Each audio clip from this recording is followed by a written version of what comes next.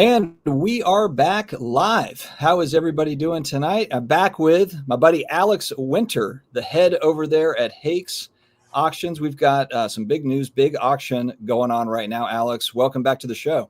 Thank you. Appreciate being here. So how has your new year been, man? How has 2025 started off for you? Slow? Busy and fast. Yeah. Normally in the first quarter of a year, we'll have one of our collector-friendly, everything starts at $9.99 online exclusive auctions. In January, skip February, March will be one of the premier catalog auctions. We landed what is here tonight, the Jeff Jacob collection. So that flipped the script on everything. So we're doing that in January. The online auction got pushed to February, and then the catalog auction is still happening in March. So 3 auctions right off the bat rather than 2. So no downtime. Wow. Now, has it affected, because you have, I mean, obviously the Jeff Jacob collection is broad. You've got, you've got these standalone auctions as well as your catalog auction. So is it almost double the work heading into this thing? Yes, from the standpoint that the Jeff Jacob is a printed catalog, and then obviously the Marches as well. So normally January is just online, and while it still needs to be photographed and described and organized, we don't have that layout and print time and shipping the catalog. So it adds a layer of work to do 2 catalogs and 1 online. But in the grand scheme of things, it's slightly higher piece count, lot count over those 3. It's not like we've added 3 2,000 lot items or 2,000 lot auctions, right? The Jeff Jacob is 400 lots. The online will be about 2,500, and then you're looking at about 2,000 in the catalog auction. So a little more in the way of volume. It's more the double print catalog that is the time-consuming part, the extra layer of time anyway. Now, for those that don't know, I'm sure there's some that of course have, but what is the Jeff Jacob collection? What is it mainly made out of? And we're gonna show a video to kind of give give images so you can actually see. But if you could give an overview.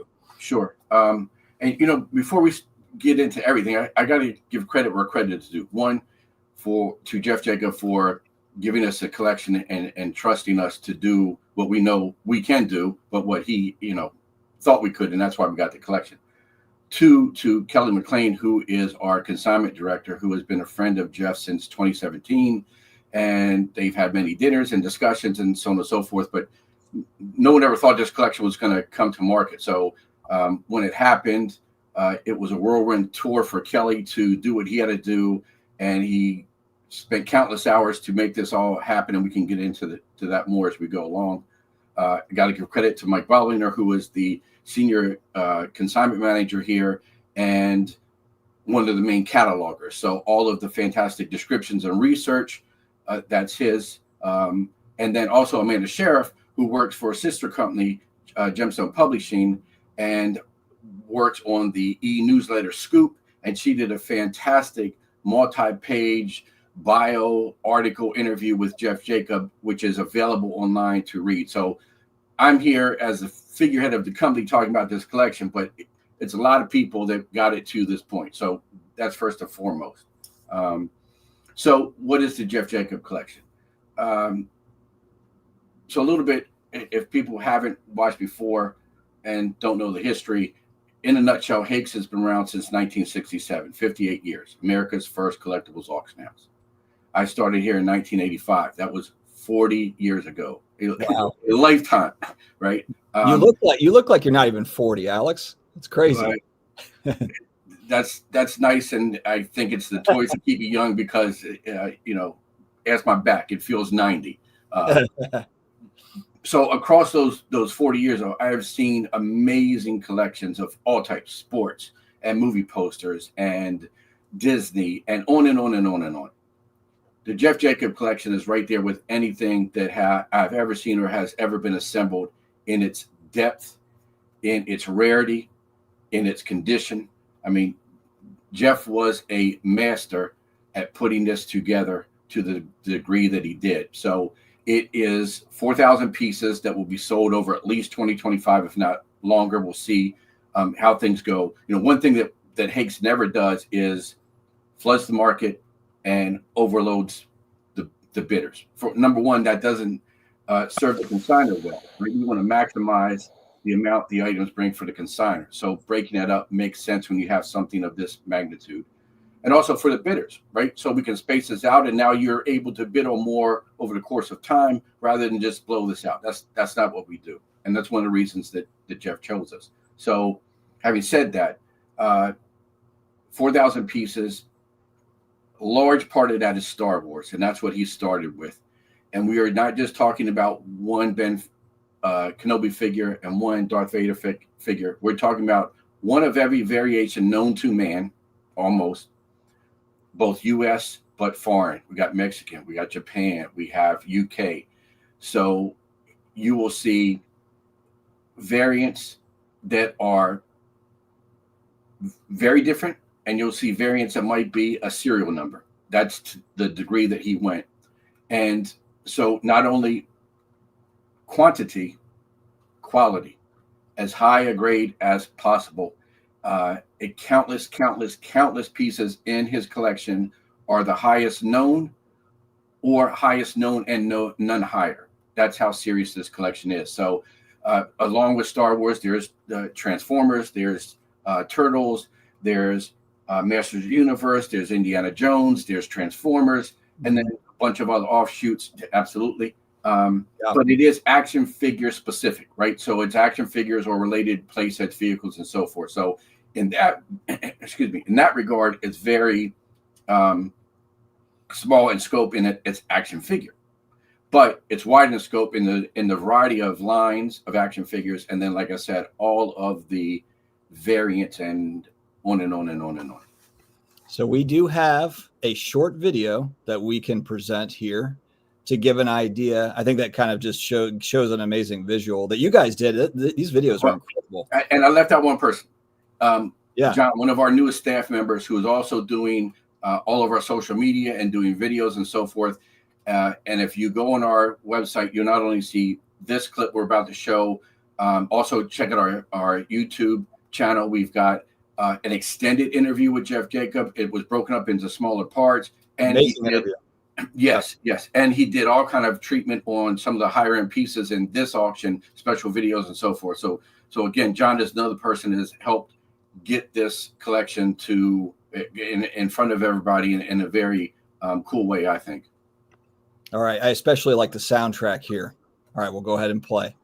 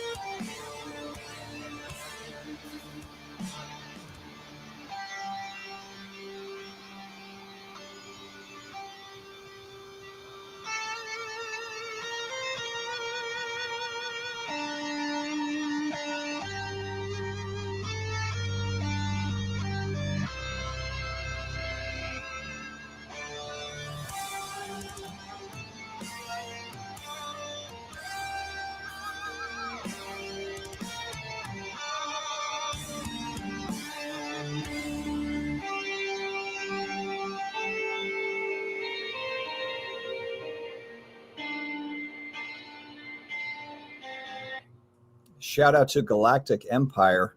Really, really cool. How did you guys land those guys?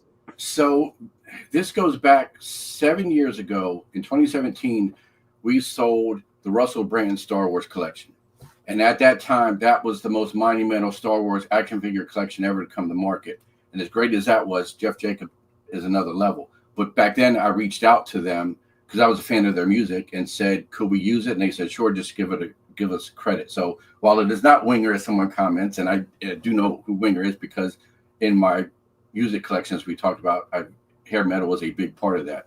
No, these guys are Galactic Empire. They wear full Star Wars regalia. They do heavy metal instrumental versions of Star Wars music, and check them out, Bandcamp and so forth. They do have physical product. They have cool colored vinyl records that you can buy. So yeah, we were very pleased when we were given the green light to use their music. Really, really cool. All right, let's dive into some of these items. Some of these are just unbelievable. I mean, I watch all your auctions, obviously, but some of this stuff you just never see. So we'll start off. We're going to shift gears a little bit. I know we were kind of going a little Star Wars here, but we've got a Series 1 Transformers, of course, 1984, the Optimus Prime AFA 80 near mint. This thing is a beast. Yeah. So let me talk a little bit on AFA's grading too, because you won't see anything higher than an overall 85 here. And you may think, an 85 out of 100. An 85 is a very tough grade to get, right? So we know comics 9.8 all day long, 9.9, 10 get a little harder.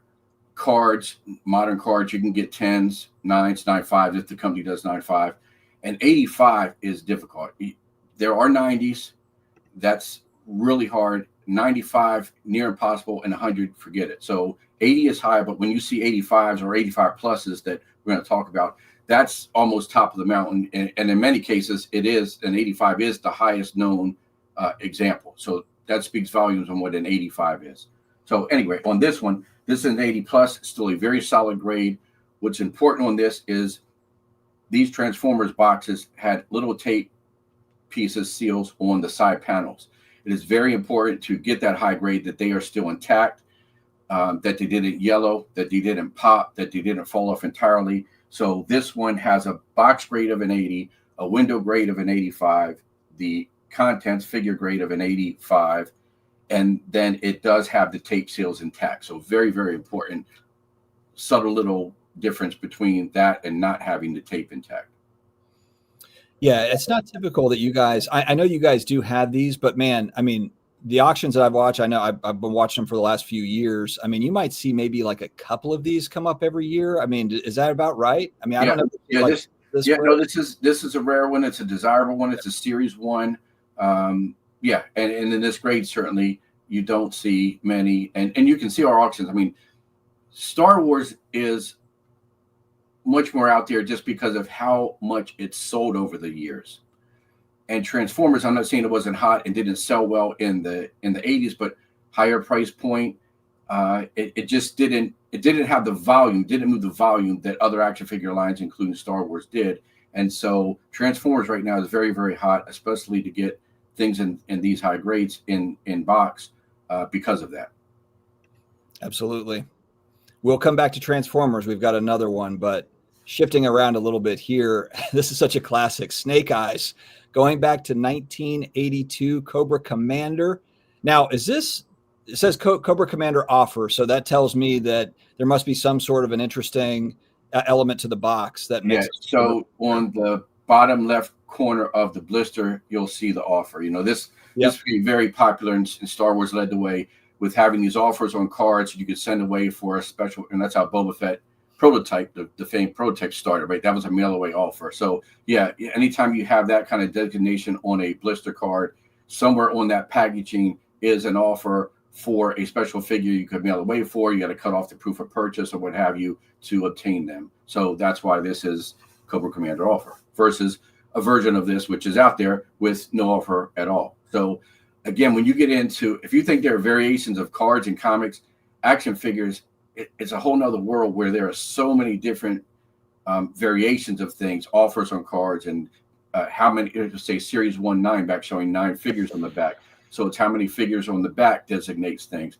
Again, other subtle differences in colors of the figure or variation of head size of the figure for Star Wars figures. I mean, it goes on and on and on. So, and a lot of it has to do with scarcity, right? If you're talking about kind of these little changes, there might be just a lot fewer of them made that way. Absolutely. Yeah. Yeah. And, you know, we were talking before we went live. In 1985, the year I started here at Hakes, was also the first year that we sold any Star Wars items.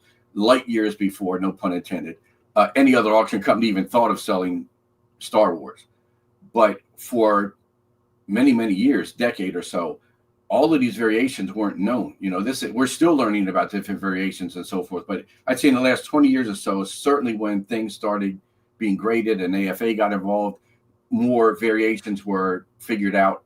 But for, you know, the first decade or so of collecting, this just wasn't known. It was new. We were just learning all of this. You know, Tom Tombush started this with his Tomart action figure guides and started cataloging things, and variations and variants were starting to come to light then.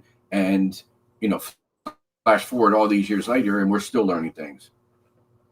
Yeah, and I saw somebody else comment, I think it might have been on your video, that Jeff Jacob has copies of figures that people have never seen before. Didn't know that they existed because they're so rare, you know, from other different variations. Mm-hmm. Yeah. All right, sure. Let's switch again. Or they are known and you just never see them. I was just gonna say, or they've been known many pieces that we're going to offer out as collection have never been at auction before, period. So here's another example. We're going to go Indiana Jones, Raiders of the Lost Ark here, and it looks like only you've got here in the write-up only 10 examples in an AFA 85 grade. Yeah. So again, here's another popular line from the 80s. Didn't sell gangbusters like Star Wars. This is, if you do a sports card analogy, this is the key card in the set, right? Not the rarest on the card, but everybody wants Indy.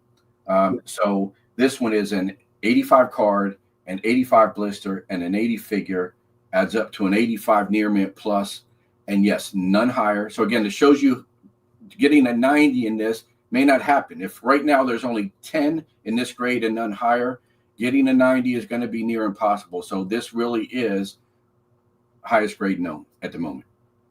And I remember in the last auction, I believe you guys had another really rare figure that I think it wasn't even a part of the group, right? It was, or maybe it was the big bad guy or something. It was a rare variant. It's number 9 on the back of that card. Yeah, it's an anomaly that a few of those got out on the card. Production sample. No one, has the true story on what happened. That was a mail. Again, we go back to the mail away. That was a mail away incentive figure, and somehow some got carded, but very few were known. Oh, okay. I gotcha. Yeah, that's the thing that's really interesting. And in trading cards, you kind of have this too, where there's some sort of redemption card, but then some of them were redeemed and some of them weren't, like the Art to Bart card, going back to 93 Simpsons. That's what's kind of interesting. That's where a lot of these action figures get really scarce. Yeah. Really cool. All right, let's see here. What do we have up next? Oh, we're going to switch over to one of my favorites. Masters of the Universe. And this is actually, so I saw this. This is the same figure that I just showed on my desk, except this one is in much better shape. I've got a big crease, on the top of mine. So I'm definitely not an AFA 80 for my copy, but it is the same kind of original stamp here, which I believe is second print for these copies. Yeah. This is a first series, but it's not first card. This is a 12 card back, but it's still the original 83 series. Yeah, and this one is so the card is an 80, blisters an 85, figures an 85. Now, these are notorious for turning yellow, and you'll get a yellow designation on your AFA tag. When this was graded, it was not, and that's why it got an 85, an 85 on the blister. It has aged the slightest bit, so it probably would not. It may get an 85, but it would be a Y 85. These days, and we did point out that out in the description. Collecting action figures in general, they weren't meant to hold up. So you can have some Star Wars are famous for kind of having frosting on some of the figures, even in the blister. G.I. Joe are famous for the O-ring popping and a piece can fall off. Blisters can yellow. So you've got to watch that. Just because it's a certain grade doesn't mean it has stayed in that grade. So it's very important that if you have any alterations from the original grade, you note those, and we certainly try to catch all that we can. Yeah, I mean, the blister, it still looks really good. It might have yellowed slightly, but you need it in person and really study. Yes, it is not. You will know there are some cards that have yellow to amber. That's obvious, and there's others that it's just the slightest bit, and that's how this is. Yeah, it's really hard to find clear blisters like that. It's really hard. Yeah, and there's some Star Wars series that are more known to have yellow than others, And so when those come up, they can be 10 times over another high grade, but that has yellowed. So it's, again, another subtle difference and thing that you learn once you get into collecting this, just how deep a rabbit hole you can go down. And no one went down that rabbit hole deeper than Jeff, as you can see. Well, speaking of Star Wars, we got a big boy here. Current bid sitting at $50,000, and I don't know if this is the biggest one at the auction. Is this the headliner? Yeah, this is the key piece for this auction. Yes, yeah. All right. So tell us a little bit about this one. So this is known as the double telescoping Ben Kenobi. They did that on 3 figures: Luke, Vader, and Ben. Sort of the origin of Star Wars figures is Star Wars comes out in 77. It's a massive hit. Product does hit the shelves, tops cards, and other things. Towards Christmas, Kenner's hoping to get the action figures out. It doesn't happen. They can't get them produced in time. So at the end of 77, they put out this early bird kit. So you would get that at the store, big envelope. We actually have one in this auction. We have not only early bird kit, but the figures. So you would get this package. It would have in it a cardboard display stand, not the plastic display stand you see on the back of the card here. Cardboard display stand, stickers, a certificate, most importantly, mail away to get 4 figures. Luke, Chewbacca, Princess, R2-D2. So those were the first figures that any kid got before they were sold on the cards in stores. This had an expiration date of last day of December of 77. So early 78, you get this package in the mail with those 4 figures. One of those is Luke, and many came with this extending lightsaber. Wow. That is more known as a production piece on the card than Ben and Vader. They quickly learned that this extending lightsaber, 2 pieces, was more difficult to produce and more costly. So what they did is go to a 1-piece molded stationary, and that's the majority of the production run, not only of Luke, but certainly of Ben and Vader. So there are only a handful of carded Ben and Vaders out there with this DT, double telescope. So that's what makes this so rare. There are, let me get my facts straight on my notes here. I think there are only 9 in the population report of Ben. That's it. Vader sort of the same numbers. And how many more are out there? At this point, many have been discovered. So I'm sure there's still some that haven't been graded. I'm sure there's some hiding out there. But we're talking about from 78 till now, only 9 have turned up and been graded by AFA. So they're few and far between. And it says here, this is the first time an AFA 85 has hit auction. Correct. And there's only 2 in this grade. One other is in a collection that is very deep and maybe never see the light of day. We did have, with the Russell Branton collection in 2017, we sold a Ben 80 near mint for $76,000, which at the time, took up the world, right? Yeah. Now in 2022, we had an AFA 75, so less than an 80, obviously. That sold for $79,000. You can't even compare this to that. A 75 to this is a world of difference. So we really expect this to become the highest selling production action figure at auction ever.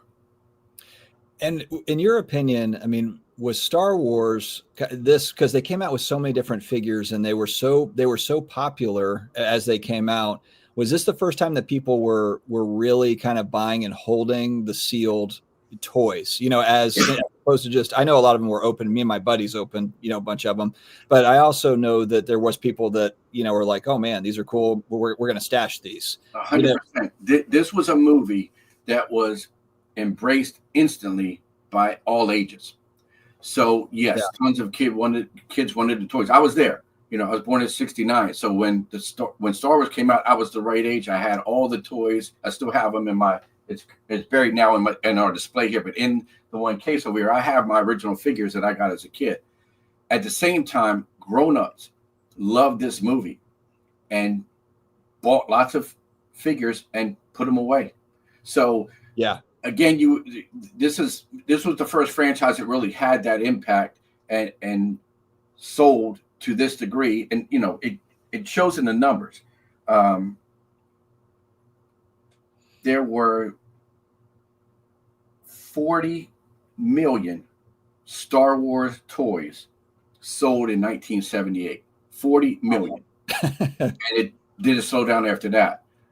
Now, most of those were played with, taken off the card, out of the box, and so forth. So the carded and mint in box is still coveted, but that's why you see so many Star Wars toys versus other lines. There were not adults, for the most part, buying He-Man, Turtles, Transformers, and saving those. Star Wars just struck a chord with all generations. And so, yes, you had kids and adults fighting at toy stores for the same item. Yeah, using kind of the sports analogy, Star Wars is like the Michael Jordan or the Mickey Mantle of action figures. It feels like, and it's a piece of, especially if you're an action figure collector and also just a fan of the IP in general. This was just, the toys were just as big as the movie. Everything was, all the products, the tie-ins at restaurants, everything, for sure. And carried on, right? It wasn't like a one and done. It kept going and going. Now, some could argue later years maybe things weren't so good as far as movies and TV shows and so forth, but it's still here. It's like Superman, Batman. There are some characters that have died out. You don't have many people, if anyone out there even knows Yellow Kid and Buster Brown, right? You don't have a lot of people talking about those characters anymore, but Superman and Batman are going back, going on 100 years soon. And they're still around because they still exist. They've been reinvented and so forth. And Star Wars since 77 has not disappeared. And speaking of, we have another item. Again, I just think this is a really cool display item sitting a bid at $2,200. And this is just the display for the actual action figures back then. But again, we're talking about what, almost a 45-year-old, year-old item. And it looks really good. It's like in pristine condition that held. This is a great example. Probably only item out of 400 in this auction that's not AFA graded, but they do these. But this wasn't. It comes with the original shipping card, and the first time we've ever had that, and it is 100% complete. Not only do you have the bin, there's a vacuum form tray inside that holds 48 figures. You can see the backer card. It also has the individual cardboard dividers, and there's a cardboard tray under the plastic insert as well. So not only the first we've had with the shipping box, the first that's this complete. So this is a really cool piece that if you have figures that are not AFA graded and you want to fill this up and have a full display, this is a killer piece for, a display item. Yeah, it's wild how these boxes, even just the boxes that they came in, they are really historical pieces, and people do collect this stuff because, again, you won't be able to recreate this. It was kind of like it's a moment in time, type thing it's like, genie in a bottle, flash in the bottle, or whatever that phrase is. It wasn't meant to be saved either. This was supposed to be used and thrown out. This is kind of flimsy cardboard, plastic insert. All this can be easily damaged and was easily damaged at the store, putting new figures in and out, kids grabbing it and everything else. So to find one like this, this is a sort of an uncirculated, if you will. Absolutely. This is a huge one, man. This is a huge R2D2. Probably one of the bigger ones. We're looking at current bid is at $6,666. We still got 7 days left. Also, reminder to everybody watching, 7 days left. And one thing that I really like about Hakes, there's no sniping. So as you bid, kind of as you get to the end of these auctions, there's a 20-minute clock that starts over as a bid comes in. So you don't have, I know some people like to snipe, but for me, I kind of just like how that setup is. It's and again, we do this for two reasons: bidders and consigners. Consigners certainly like the fact that they're going to get every bid in. Some bidders don't like the fact that a bidder can come back in. They want it to end, but that's not fair to all the bidders. Then it's whoever puts in the highest bid wins. That's the fair way to do it. But yes, with us, you can't snipe. You'll reset the clock on that item. If anyone has any questions, we actually just put together, Kelly and John, tutorial video on how the bidding closes. So that's also available on YouTube, and you can find it on our Facebook page and everything else. So yeah. So back on this one, as we were talking about variations.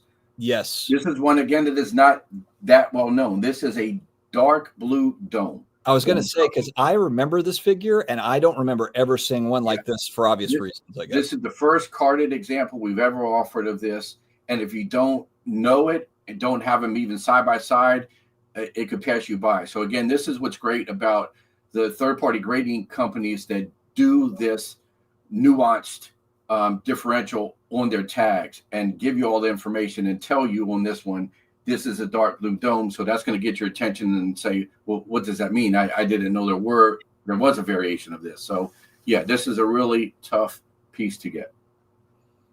Yeah, this one is really sweet. So only 6 examples and an AFA grade 85 or higher. So this is it. I mean, there's none higher than this. No, 12 total. 12 in any grade. 6 has an 85, but none higher. And what's good about this is all straight 85. So blister, card, figure, all 85s. So yeah, this is, I can't reiterate enough. When you hear 85 and you think 8.5 on a scale or 85 out of 100 in a comic book, throw that out the window. This is 85 is super high grade. Try and find a 90. We just proved by the census there is no such thing. Yeah, and you can see people are coming in hot and heavy on these. So you can see people saved up for these auctions. You guys did a good job of announcing this last year. You guys announced this was coming, and you can see that people have been saving for this. Yeah, and look, the auction's off to a fantastic start. I'm actually surprised it is doing what it is at this point, because we do know most people wait. Now, and it's okay to wait till the last day. What we're saying is don't wait till the last minute, because first of all, one, anything could happen. RN, year end, whatever, and you try and wait till that countdown goes and you don't get your bid in, then you're not happy. But waiting till the last day, a lot of people don't want to show their hand. I get that. However, actually, demand was so great for this because we have been leading up to it for months. We were going to go online a week later than we did. I think it was January 6th was the date, and we went online December 30th. We went live with the auction because people wanted to bid, and out of the gate, it just took off. It has not slowed down, and next week's going to be exciting because I expect big things once we get into it. Closes on the 22nd Wednesday, but once we start on Monday, Tuesday, and get closer, I think these prices that we're looking at now are so far from where it's going to be. Yeah, no, it started off hot, like you said. Here's another one that you just don't see. I mean, this is the Japanese Takara exclusive head sculpt. And again, when I was looking at these, I'm like, man, I remember these action figures, and this one definitely looks different than the one that I had. Yeah, so two main differences. One subtle difference to the head sculpt. You'd have to have them side by side, and you would see it. But that white background also, it also makes this different. Right here. So you have those two going for it. It is Takara, so it's Japanese market only. And it is an 80 near mint, still a very, very solid grade for this. And again, exclusive head sculpt to the Japanese market.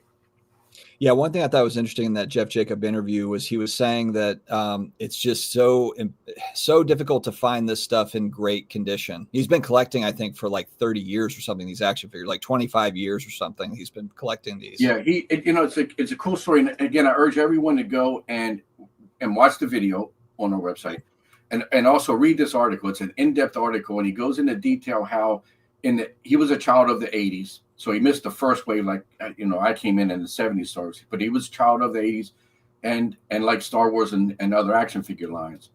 And then in the 90s, he finds himself in a toy store, and there are the new Star Wars figures. And he doesn't buy them the first time, but the next time he's in the store, something clicked. And then he said, okay, I'm going to collect all of these figures, new figures. And then he went down the rabbit hole, and he started collecting from the original 3 movies and loose, and then wanted loose every variant. Then he went to carded and was going to just get one of each figure. Well, then it became one of each figure from each film. Then it became every figure from every film of every variant. So yeah, it was a very slow process, and also he had an eye for condition, and he, bought the right examples, got exceptional grades. So again, that's why I go back to as many collections that I've seen, including myself. I mean, you can see my office. I'm surrounded by this stuff, so I've seen collection upon collection upon collection.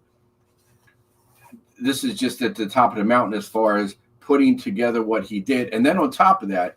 It's at 18, I think it was the age he became a carpenter. He's a contractor by vocation. So when you watch the video and see these museum quality display cases, that's all him. He built that was one thing, man. When I watched that video and then I looked around my office, it was like, wow, I've got a lot of work to do.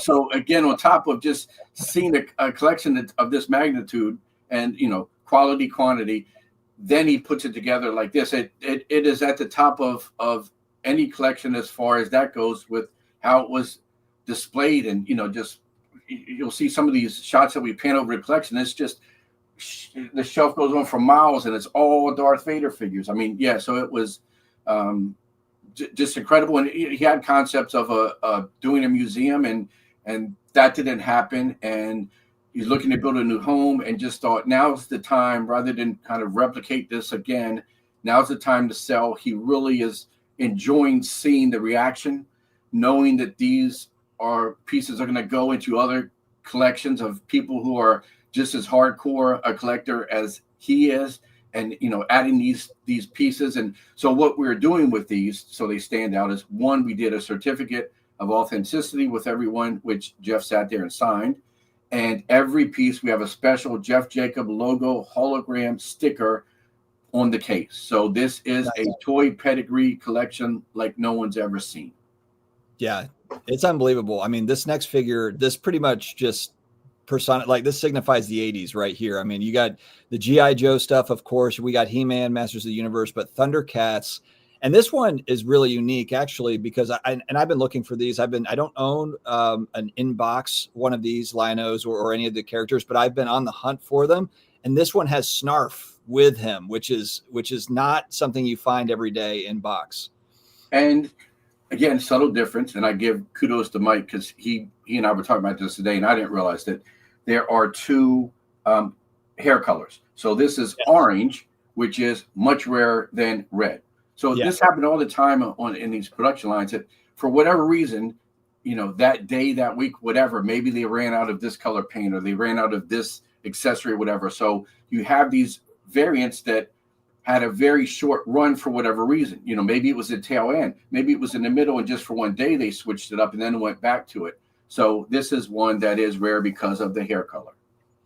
And every kid remembers having this one with the eyes lighting up. I can distinctly remember being young and having this on a plane, and it being kind of dark with all the lights off. We were flying somewhere with my parents, and the thing lit up, and it was just like the coolest figure ever. And this is another one with an offer. So this has a Mumra mail-in offer. So yeah, again, that was something that just, once it took off, it really went crazy. And again, with your proof of purchase. So it depends on what you wanted. It was more proof of purchase to get that. So that was a way for them to sell more figures, because you were going to buy as many as you needed to cut off the proof of purchase to mail away for the figure. So smart on the toy company. It worked. Yeah, man, that's just like all the nostalgia with when you with the Thundercat stuff is incredible. I mean, all of it is, obviously, but man. All right, we've got one more on the docket, and we saved a good one for the last one. And it's Megatron. Let's see if I can pull this up.